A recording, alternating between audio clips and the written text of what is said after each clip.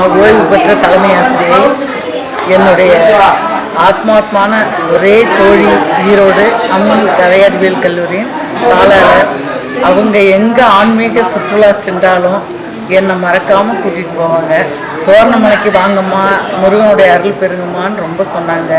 என்னுடைய இன்னொரு ஃப்ரெண்டு பரமேஸ்வரி, அவங்க பொண்ணுக்காக நாங்கள் எல்லாருமே வேண்டிக்கிட்டோம். அவளுக்கு நல்லபடியாக மாப்பிள்ளை கிடச்சி இப்போ குழந்தை இருக்கிறது எங்களுக்கெல்லாம் சந்தோஷம். என் கணவருக்கு உடம்பு முடியல, அதுக்கு இவங்க தான் வேண்டிக்கிட்டாங்க. நான் இதுதான் முதல் முறை நான் வர்றது. ஆனால் நான் என் கணவர் நல்ல நீண்ட ஆயுளோடு இருக்கணும்னு வேண்டியிருக்கேன்.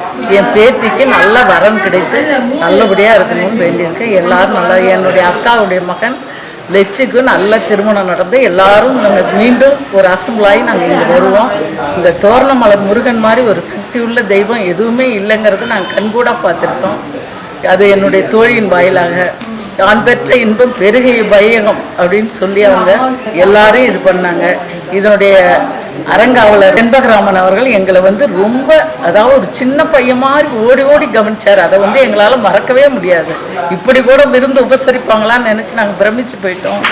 அவர் நீண்ட ஆயுளோட ஆரோக்கியமாக இருக்கணும் அப்படின்னு நான் எல்லாம் வல்ல முருகனை வேண்டி விடைபெறுகிறேன். நன்றி.